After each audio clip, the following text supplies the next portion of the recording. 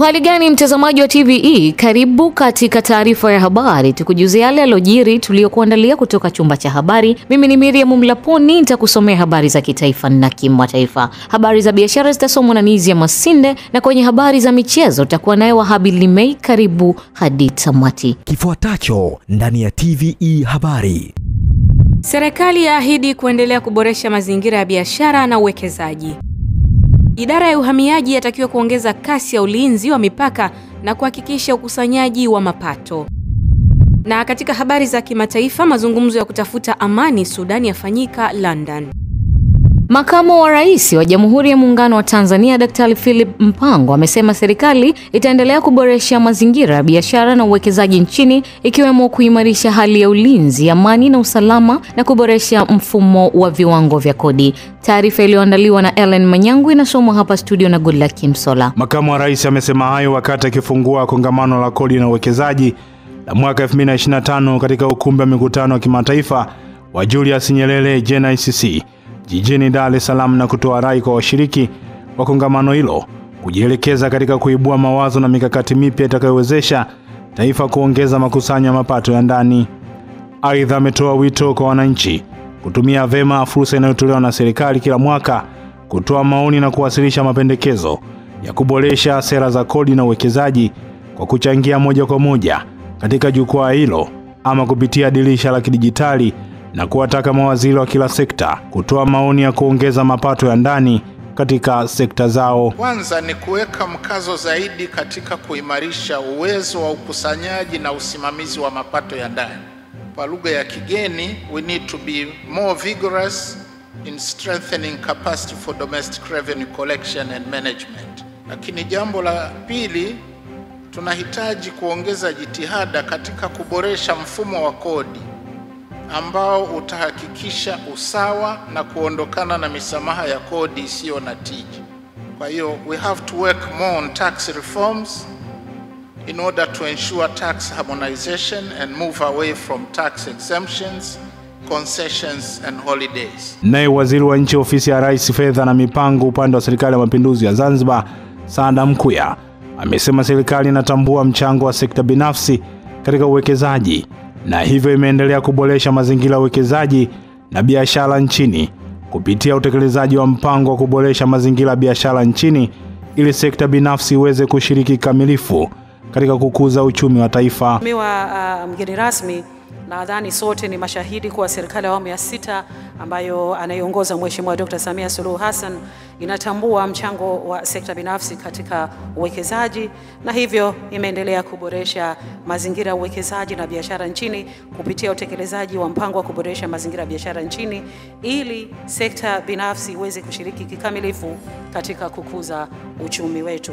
Kupitia mpango huo, ada na tozo kero, tunaita tozo kero, Mheshimiwa mgeni rasmi, takriban 380 zimefutwa na baadhi zimepunguzwa. Naye mwenyekiti wa taasisi ya sekta binafsi nchini Angelina Ngalula amesema ni vyema elimu sahihi kuendelea kutolewa kwa wafanyabiashara ili waweze kurasimisha biashara zao, hali itakayochangia waweze kupata faida za mikopo pamoja na ufadhili, na hivyo serikali kuongeza wigo wa ukusanyaji wa kodi. Kuweza kuondoa hizi changamoto au hizi kero za hizi taasisi kuanza kudai tozo kabla mtu hajakuwa, na tukaweza kuwaelimisha wafanyabiashara namna ya kurasimisha na faida zilizoko kwenye kurasimisha. Na katika hili tusitegemee TRA ambaye ni mkusanya kodi kutoa elimu. Kongamano hilo limeshirikisha viongozi wa serikali, wadau mbalimbali wa sekta binafsi, wafanya biashara na wawekezaji, huku kauli mbiu ikiwa ni kuongeza ukuzaji wa rasilimali za ndani kupitia kustawisha fursa za wananchi. Asante sana Ellen Manyangu kwa taarifa hiyo. Naibu Waziri Mkuu na Waziri wa Nishati Dr. Doto Biteko anatarajiwa kuongoza maziko yaliyekuwa mkurugenzi mtendaji wa Shirika la Umeme Tanzania TANESCO yatakayofanyika April 16, 2025 wilayani Bunda mkoani Mara. Adam Kaduto anaripoti kutoka Mara. Usiku wa Machi 13, 2025, gari alilokuwa akilitumia aliyekuwa mkurugenzi mtendaji wa Shirika la Umeme Tanzania TANESCO Mhandisi Boniface Gisima Nyamuhanga liligongana uso kwa uso na lori katika eneo la Nyatwali wilayani Bunda hapa mkoani Mara na kupelekea umauti wake yeye pamoja na dereva wake. Na hapa mkuu wa mkoa wa Mara Kanali Evans Mtambi anafika kutoa pole katika familia hii. Tumie fursa hii kutoa pole kwa familia, ndugu, jamaa na marafiki. Naambie kwamba msiba huo sio wa ninyi tu mliokuwa karibu na injinia, bali ni msiba wetu sote. Ni msiba wa Wanamara. Maziko yatafanyika maeneo haya nyumbani, maeneo ya Migungani hapa Bunda, na yatafanyika basi ile tarehe 16.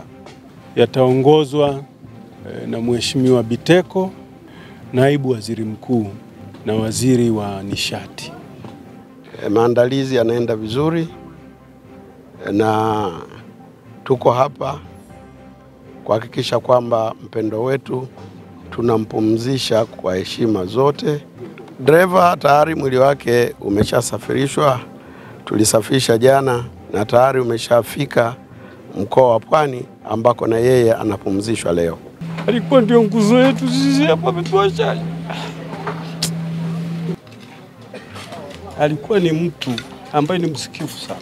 Mkuu wa mkoa wa Mara Kanali Evans Mtambi pia hakusita kumzungumzia Mhandisi Nyamuhanga.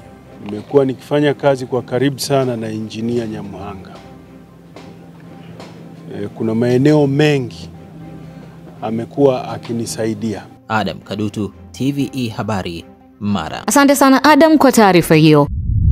Makamu mwenyekiti wa Chama cha Mapinduzi Taifa Stephen Wasira amewaagiza wenye viti wa CCM ngazi za mkoa na wilaya nchini kusimamia maadili wakati huu wa kuelekea kwenye uchaguzi mkuu ili kuwapata wagombea wanaokubalika kwa watu badala ya wale wanaotegemea fedha kama mtaji wao wa kuwafanya wateuliwe kwenye kura za maoni. Taarifa iliyoandaliwa na Joseph Ndau kutoka Tabora inasomwa hapa studio na Nancy Ibrahim. Wasira ametoa agizo hilo mjini Tabora akianza ziara mkoani humo ambapo amekutana na wajumbe wa halmashauri kuu zilizoboreshwa katika wilaya za Tabora mjini, Uyui, Nzega na Igunga, akihamasisha kupata wagombea wenye sifa zinazostahili na sio wale ambao wameanza kutoa fedha ili kupata nafasi za kugombea ubunge na udiwani.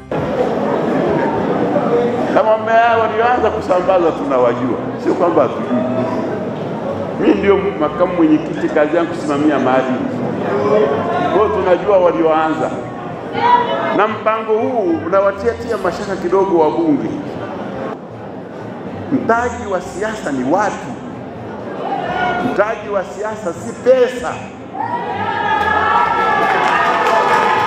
Kwa sababu hapa katikati tumeharibu mambo.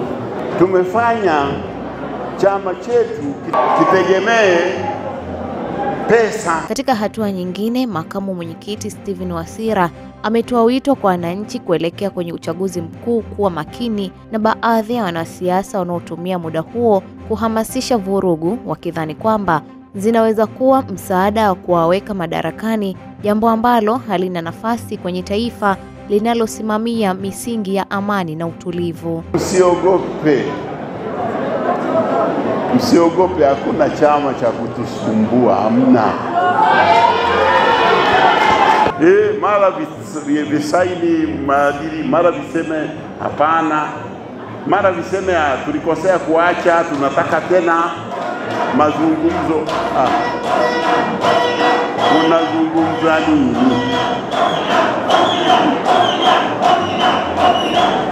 Vyama vya kutikisa kiberiti tu. Asante sana Joseph kwa taarifa hiyo.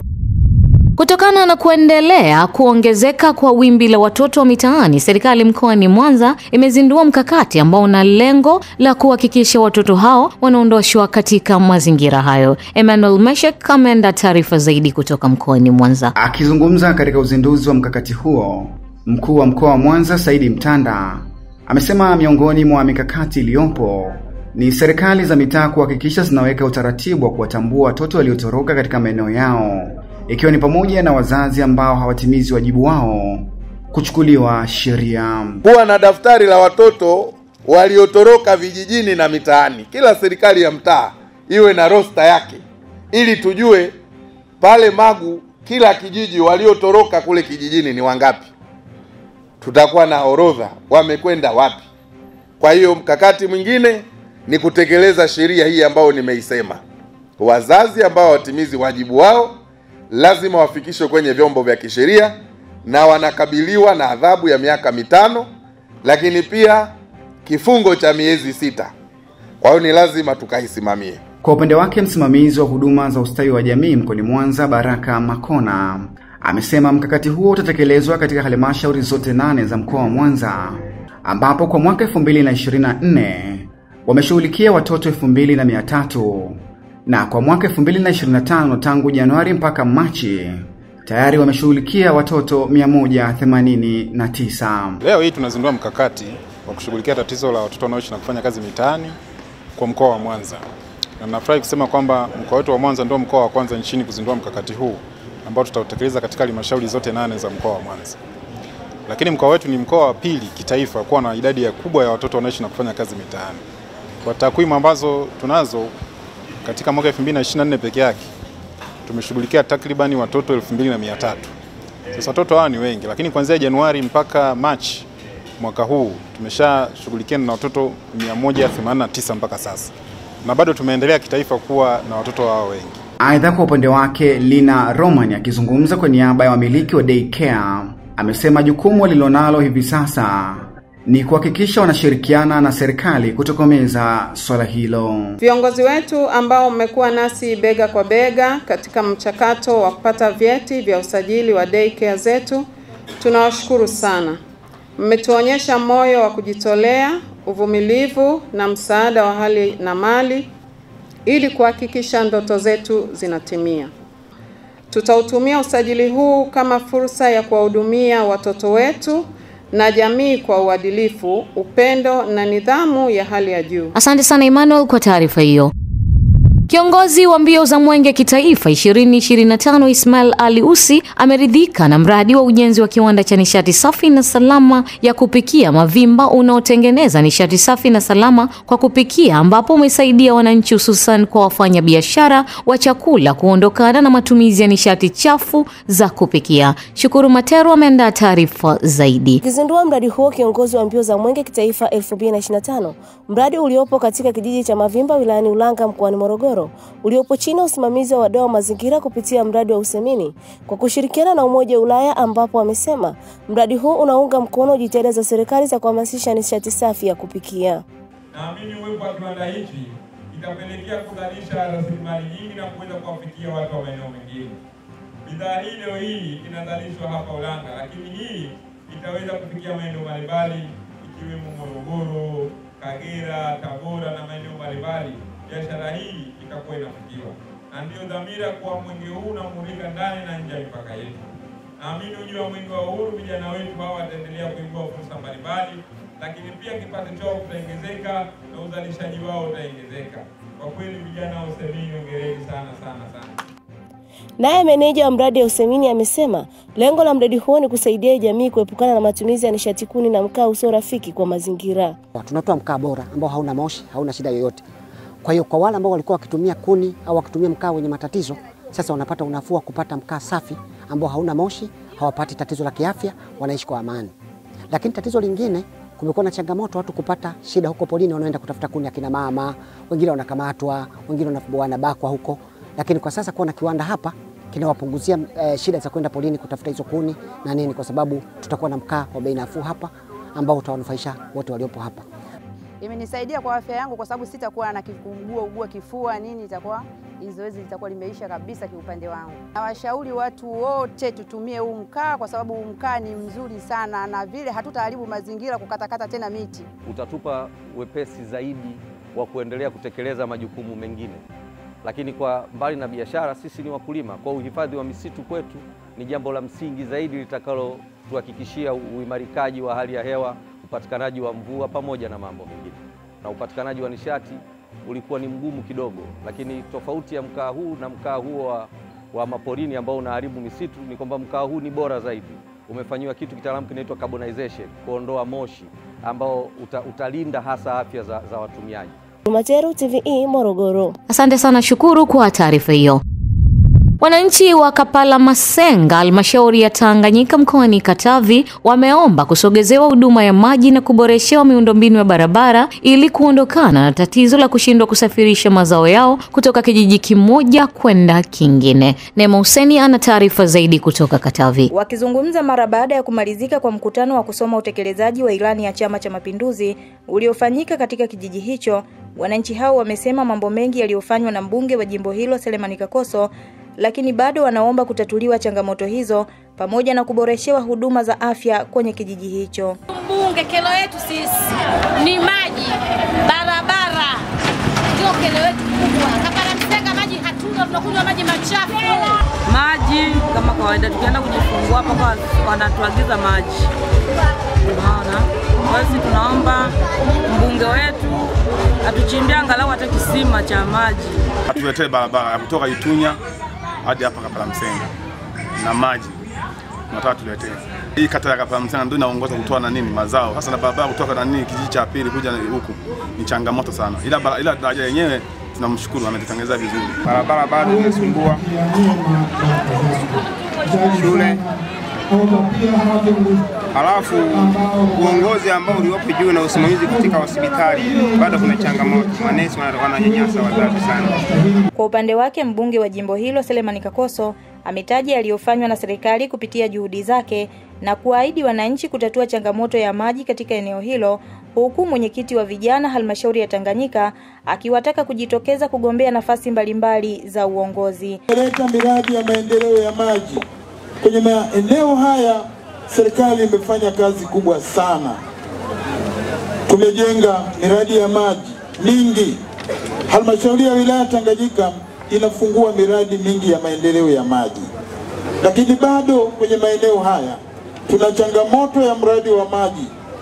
Jana nilikuwa na waziri wa maji.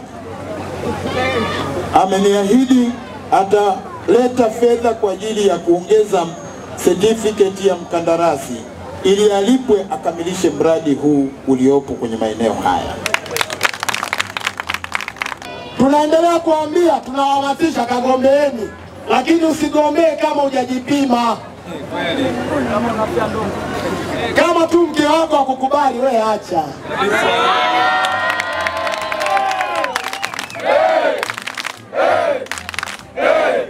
Kama wewe uko mtaani kwako ukilewa, ni kiongozi wa chama, ukikuta barabarani umelewa unasema chama kimelewa, wewe acha.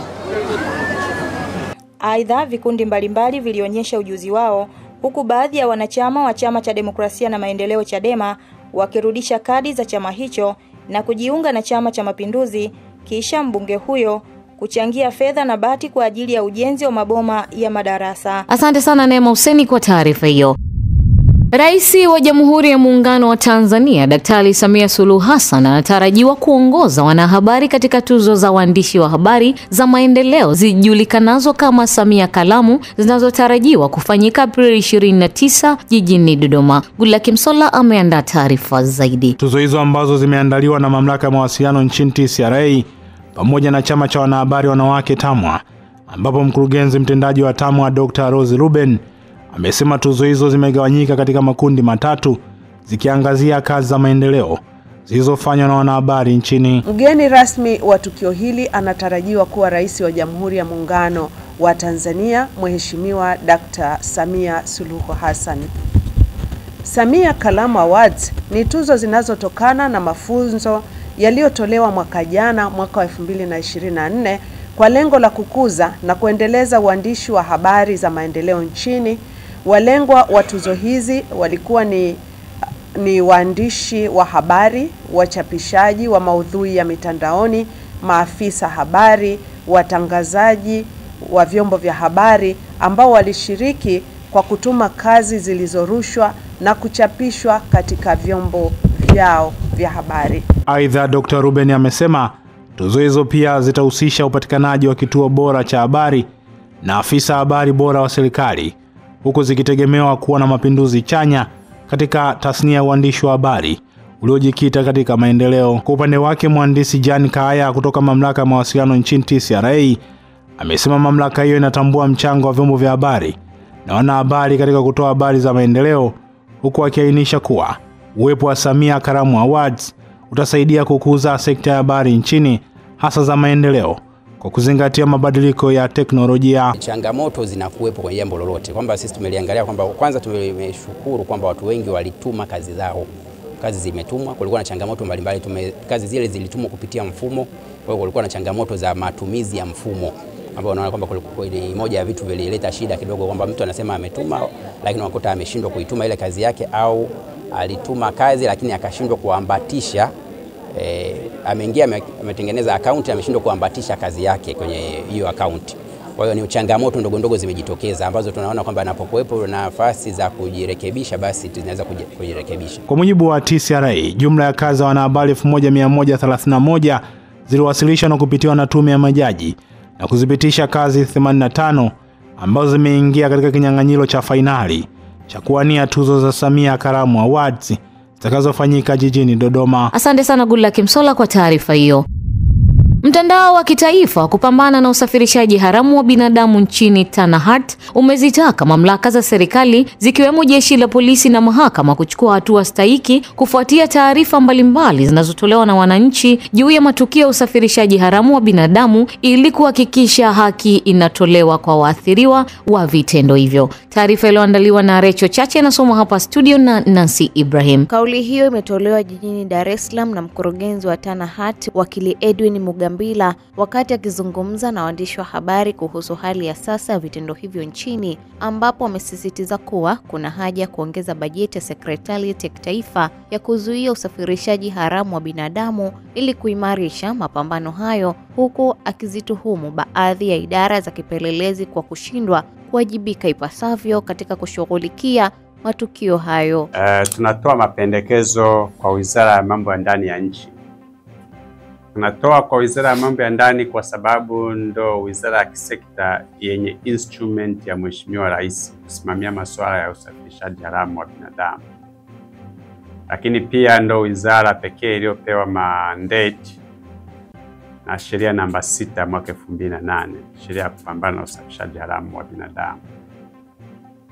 Hivyo tunapendekeza yafuatayo. Kutokana na mlolongo wa hivyo visa vyote, tunapendekeza yafuatayo yafanyike ili kudiri na changamoto hizi ambazo tumeziorodhesha. Kwa upande wake, kamanda wa jeshi la polisi mstaafu Abdalla Msika ametoa wito kwa jamii kuendelea kutoa taarifa zitakazosaidia kuwabaini na kuwatia mbaloni wahalifu wa vitendo hivyo ili wachukuliwe hatua za kisheria. Na wanajamii wenyewe wawe mstari wa mbele, kwa sababu haya yote yanayotokea yanafanyika kwa kuanzia mitaani kwetu, majumbani kwetu, na kwenda mbali zaidi mpaka yanakwenda kimataifa.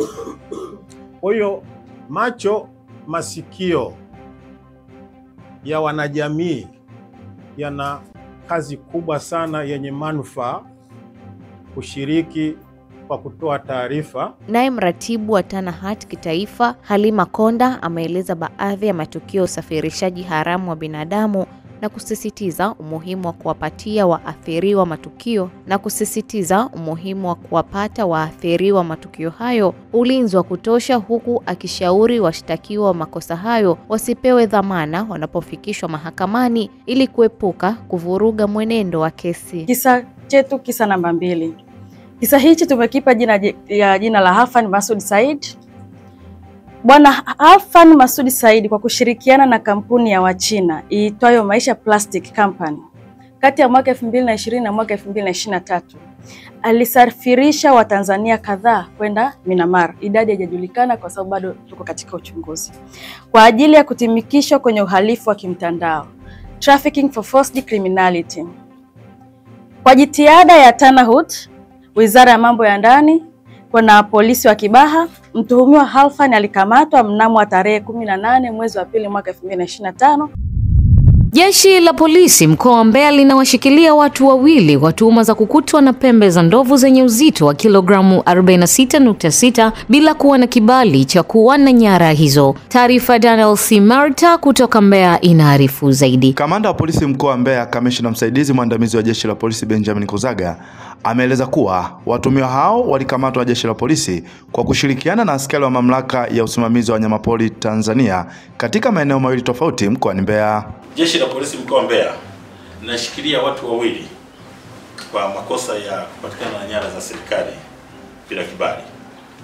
Mtuhumiwa mmoja wapo anaitwa Kennedy Yawaga, miaka 37, mkazi wa Itamba, akiwa na nyara za serikali vipande vitatu vya meno na tembo bila kibali.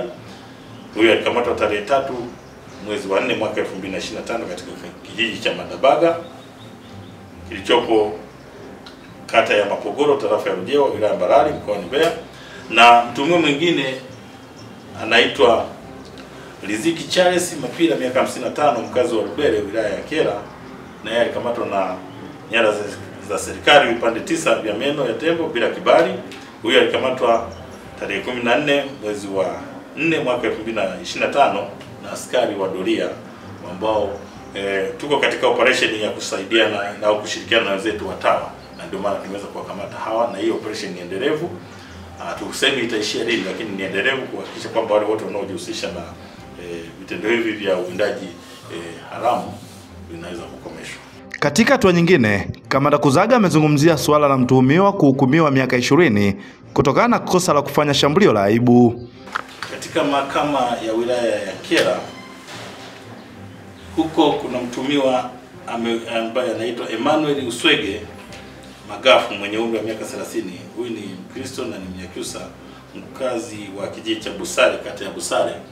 Huyu amehukumiwa kifungo cha miaka 20 jela kwa kosa la shambulio la aibu. Na mtuhumiwa huyu alitenda kosa hilo. Mtazamaji, asante kwa kuendelea kuichagua TVE. Bado tuko nawe katika TVE Habari, na sasa tuungane naye Nizia Masinde kwa habari za kibiashara. Wakati huo huo, jeshi la polisi mkoa wa Mbeya limetoa taarifa mtuhumiwa wa makosa ya ubakaji na ulawiti ambaye amehukumiwa na mahakama kifungo cha maisha jela baada ya kukutwa na makosa hayo. Kama wilaya ya Chunya mkoa wa Mbeya imemhukumu kifungo cha maisha jela mtu mmoja anaitwa Anthony Anosisi Mwangaka mwenye umri wa miaka 53. Huyu ni mkazi wa Mbugani, wilaya ya Chunya. Huyu amehukumiwa kwa kosa la kumbaka na kumlawiti mtoto wa kike mwenye umri wa miaka 9. Mtuhumiwa huyu alifikishwa mahakamani na hukumu hiyo imetolewa na hakimu mfawidhi wa mahakama ya wilaya ya Chunya James Muhanuzi na mwendesha mashtaka wa serikali wakili Mwajabu Tengeneza Machi 5 mwaka 2025. Kwa hiyo mshtakiwa alitenda kosa hilo Disemba mwaka 2017 mwaka 2024 katika kijiji cha Mbugani wilayani Chunya, na alikamatwa Disemba 22 mwaka 2024 na kufikishwa mahakamani ambapo alitiwa hatiani kwa makosa mawili ya kubaka na kulawiti. Ripoti kutoka ofisi za jeshi la polisi mkoa wa Mbeya. Mimi ni Daniel Smeta, TVE Habari. Asante sana Daniel Smeta kwa taarifa hiyo. Mtazamaji, hii ni taarifa ya habari na mimi ni Miriam Mlaponi. Tupate mapumziko mafupi kisha tutaendelea na taarifa ya habari.